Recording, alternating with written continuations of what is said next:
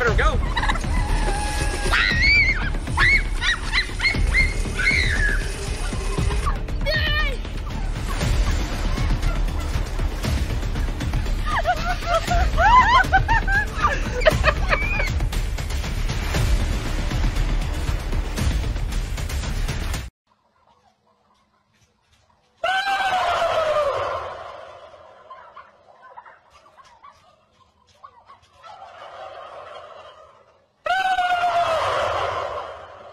What's going on, everyone? Jeremy here from The Quartering, and the reviews are coming in for Amazon's Lord of the Rings of Power, and predictably, it is astronomically high on Rotten Tomatoes, which curiously is not including, I don't know, the half dozen or so overwhelmingly negative reviews that I've seen.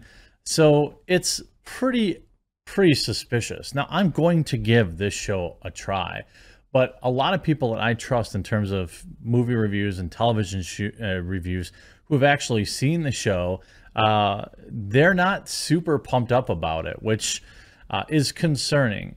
That said, maybe there's going to be some sort of character arc that will make what seems to be the show's main star, Galadriel, some sort of likable character, because there are people, for example, like even Grace Randolph, who is pretty like a leftist, pretty progressive. This is what she had to say about Galadriel. Morfydd Clark was so happy to get the big role of Galadriel. In fact, she said she fainted when she found out. So I feel bad that I have to report that she is the worst casting choice of the show and drags the entire thing down. Whoa. She makes Galadriel both an elven Mary Sue and an elven Karen who would like to speak to the manager. I can't believe it. I can't believe she's both of those horrible things. I mean, both a Karen and a Mary Sue. Now, I will say that, like, the actual actress wouldn't actually be responsible for the character being a Karen or a Mary Sue. That would actually be the writing. But we also see Entertainment Weekly writing, Amazon's Lord of the Rings prequel is full of ruined potential. Lord of the Rings of Power is kind of a catastrophe. Or this review, Christopher Stevens reviews The Lord of the Rings of Power. No turkey, however bloated and stupid, could be big enough to convey the mesmerizing awfulness of Amazon's billion-dollar token epic. Even Polygon writes, The Rings of Power first episodes only skim the surface of Lord of the Rings. Its prequel show has a lot to do in its opening episodes. To be fair, anybody who's reviewing this right now has only seen 2 episodes. And to also be fair, the Rotten Tomatoes average critic score right now is at 93%. That is immensely high. And there are also quite a few overwhelmingly glowing reviews. And so the critics overwhelmingly are reviewing it positively. Probably because there's a strong independent woman who don't need no man in the lead character role, in what can only be described as basically the Captain Marvel meets Tolkien world. But some of these reviews, 1 star, turkey is not the word. No turkey, however bloated and stupid, could ever be big enough to convey the mesmerizing awfulness of its epic. This is a disaster dragon, plucked, spatchcocked, and tanker load of Paxo stuffed in its fundament, roasted and served with soggy sprouts. The Lord of the Rings of Power is so staggeringly bad, it's hilarious. Everything about it is ill-judged to spectacular extreme. The cliche-laden script, the dire acting, the leaden pace, the sheer inconsistency and confusion as it lurches between styles. Where do we start? If the show fails, say insiders, executives could be forced to shut down Amazon Studios. The book rights alone cost $250 million, and what did Amazon get for that? This is not a remake of Lord of the Rings or The Hobbit. This is a prequel based on the appendices, the realms of footnotes dumped by J.R.R. Tolkien at the end of his Rings trilogy, chronicling millennia of turgid historical fantasy. That's right, the unreadable bits. Whoever thought that it was wise to buy this must have been smashed out of their minds. There's no doubt we can see the budget. It casts a throbbing glow over the screen like a chest full of gold. The ultra-high-definition computer graphics paint ivory cities and mountain passes and conjure gigantic monsters in places of dark magic.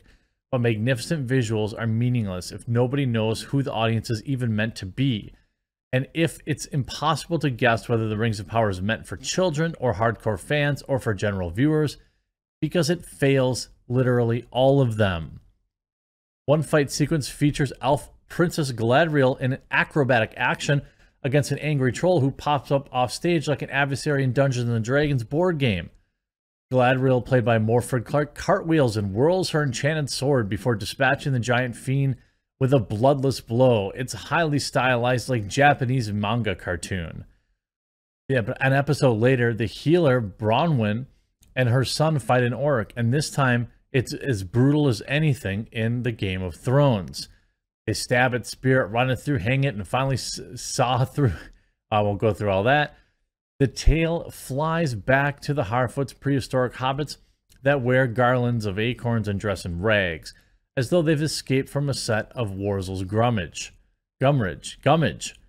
Led by Lenny Henry as Sadok, the Harfoots talk in a garble of Jamaican, Irish, and Somerset accents.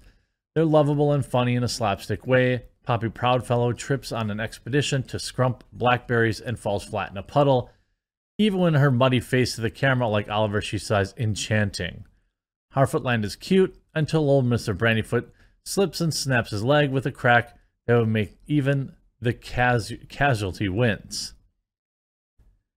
One disconnected style follows wildly after another, a static scene in which elves journey by ship is conceived by a pre-Raphaelite painting. Each actor stock still in silver armor, swords clasped to their chests, long hair rippling, eyes fixed on the horizon, and pious awe inspired by a flock of birds. They lift their voices in heavenly choir. There's a lot of quasi-religious imagery. The first episode begins with a cod Bible reading. There's a time in the world was so young that there had not been a sunrise even light. Popular culture invents blether like this to replace real religion. It's Scientology for the superhero movie era. Year gave way by year, century gave way to century, the narrator continues, and already the reviewer was giving way to laughter. Soon, every fresh clunker provoked such hoots that I kept pausing to gather my composure.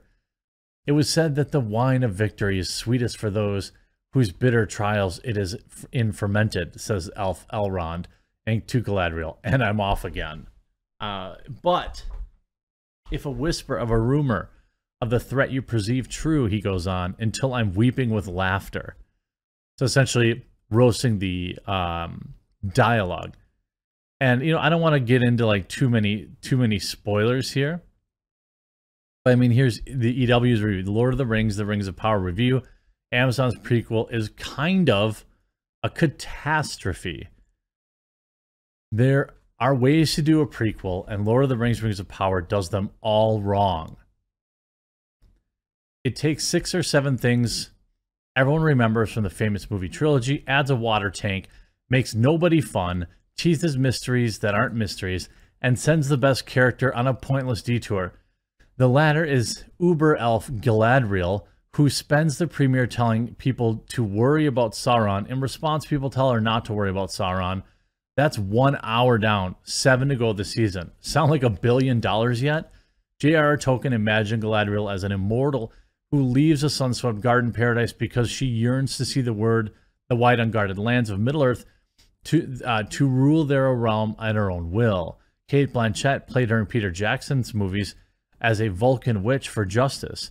The new Prime series, debuting 2 episodes on Friday, soldiers her up on a vengeance kick. Millennia before Gollum, Galadriel is commander of the northern armies and a warrior of the wastelands. She free solos up Frozen Mountain alongside Ultra Mega Waterfall. War claims her brother and drenched the world in blood. She suspects vanquished Sauron still lingers as she's haunted him for decades. Blah, blah, blah, blah, blah. You know, despite all the streaming war headlines, this is nothing like HBO's concurrent Game of Thrones spinoff. House of Dragon is a family drama plus dragons.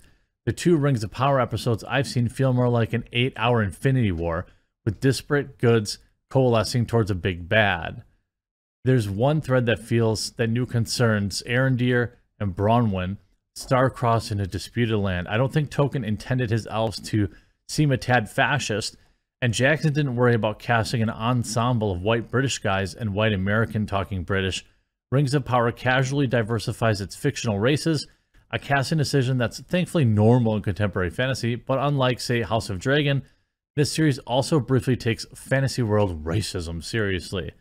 The humans don't like Arendir, the Harfoots fear everyone else, and what have the elves ever done to you, Galadriel asks Jerky Halbrand, a human running from a brutal past. You know, and again, the reviews go on and on. I mean, you see even, you know, this tweet here where it's a mess. You see, I don't know. There are obviously tons of positive reviews. You can see, tell me more. They show 100% with only 10. But we know Rotten Tomatoes does not put, enter all the reviews in at the same time. They pick and choose to make sure that number stays high. I mean, you could see GameSpot. This is the thing. GameSpot writes, Lord of the Rings fans are calling Rings of Power a cinematic masterpiece. And they get absolutely ratioed. Yeah, nah. Blah, 700 likes. Nah. No, they're not. 1,500 likes.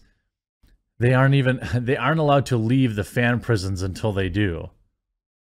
The premiere of London has been a disappointment. Anyone sad they couldn't make it, if you're missing nothing. We were crammed into a cramped pens, asked to cheer on cue with no speakers so we can't hear the audio and no idea what's happening. We can barely hear anyone and it's hot and barely any water has been handed out.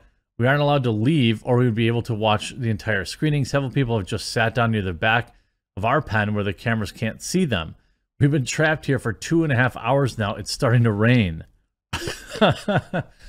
Yikes. Update, we've been released. We survived. Godspeed, FanPen 4. Now let's enjoy the show. Update 2. More than worth the perils of FanPen 4. That was magnificent. What? Do these fans also happen to think that the CW dramas are the pinnacle of television? I mean, where? Where is all this insane praise? Well, all questions will be answered in just 2 days at this point. Jeff Bezos says they ignored his feedback. Maybe they shouldn't have. Then again, the critics absolutely love it, so it's going to be pretty interesting to watch. With only 33 reviews in, obviously the shilliest shills that ever shilled are the first people that submit their reviews. So we'll have to see where this ends up. I'm predicting it's going to be in the mid to high 80s from critics. Fans, well, I guess if I had to venture a guess right now, I'd say upper 60s. We'll have to wait and see. The wait is only 24 hours at this point. I hope you enjoyed this video, and we'll talk to you again real soon.